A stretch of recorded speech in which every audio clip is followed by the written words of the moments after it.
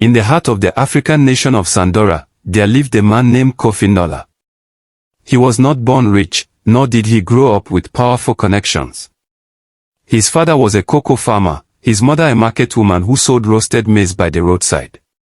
From them, he learned two things, the value of hard work and the importance of truth. Kofi's village lay among the rolling hills, where children ran barefoot through fields, and evenings were filled with the smell of cooking fires and the sound of drums. But even as a boy, Kofi noticed something strange. The people worked hard, yet remained poor, while a few in the capital city grew rich beyond imagination. By the time Kofi became a schoolteacher in the city of Nnamdi, Zandora had been under the rule of President Bantu Okia for 20 long years. The man was called the Lion by his loyalists, a name meant to inspire fear and respect. But in the eyes of the common people, the Lion had lost his mane long ago, keeping power not through wisdom, but through an iron grip of oppression. The police patrolled like predators, journalists disappeared, and anyone who dared question the government soon found themselves in dark prison cells. Kofi's classroom became more than a place of learning, it became a safe space for hope.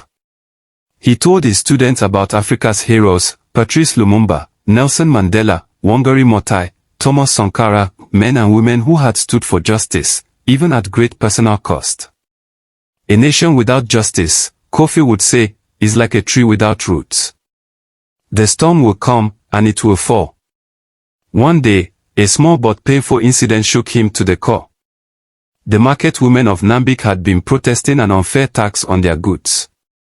Soldiers came, swinging batons. The women were beaten in the streets like criminals. Among them was Oma, one of Kofi's brightest former students. She was now a mother of two, and when she returned home, her back was covered in deep bruises. Kofi could not sleep that night. His heart burned with anger, but more than that, with resolve. The next morning, he stood in the city square and began to speak. His voice was calm at first, but it grew stronger with each word. We cannot call ourselves free if we are silent in the face of injustice. The strength of a nation is not in its guns, but in the courage of its people. The crowd that gathered was small at first, just a handful of passers-by. But his words struck something deep in them.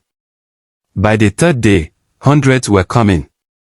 By the week's end, his speeches were whispered in buses, repeated in markets, even murmured in the corridors of government offices. But word also reached the palace. Late one night, heavy boots stomped outside Kofi's modest home. The door was kicked open, and men in black uniforms stormed in. They dragged him away, blindfolded, and threw him into a cold, windowless cell. For weeks, he was beaten, starved, and interrogated. Confess, they shouted. To what? He asked. Treason. Plotting to overthrow the state. Inciting unrest. But Kofi refused. He remembered his grandfather's words. A man's life is not measured by the years he breathes, but by the truth he stands for. The regime wanted to break him, but they only sharpened his resolve. Outside the prison walls, his name began to spread. Students marched with placards saying "Free Kofi N'Dala." Mothers prayed for him in churches. Traders whispered his name as if it were a secret spell for courage. Fearing international attention, the regime finally released him after 7 long months, but with a warning. One more word, and you will disappear forever.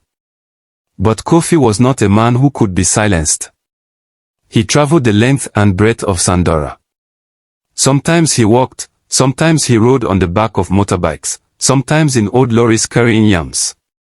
Villagers welcomed him with bowls of water and plates of roasted plantain.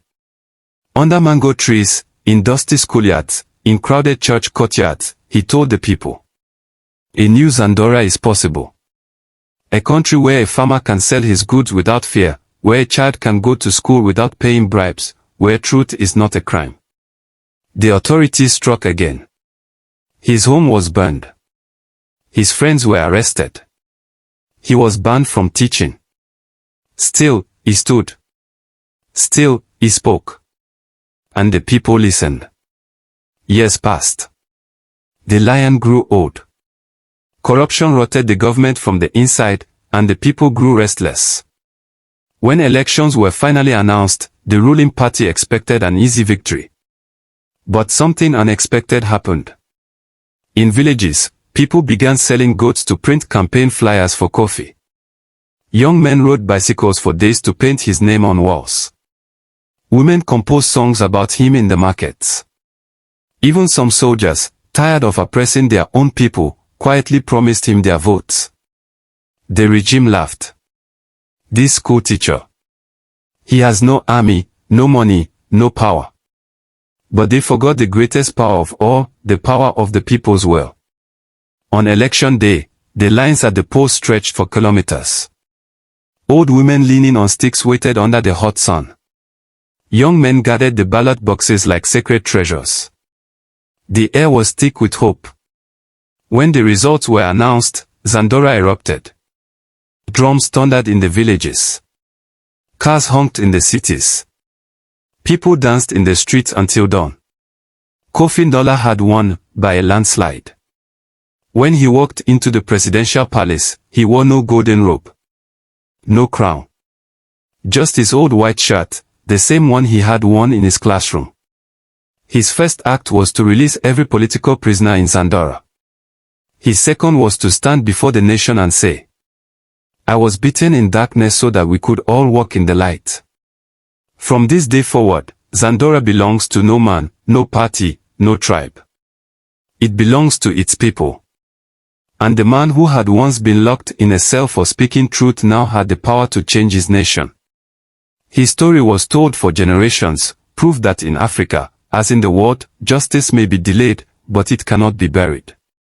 Viewers, I believe this story inspired you and you have learned something from it. Kindly give us a like, comment and subscribe to our channel for more videos. Bye.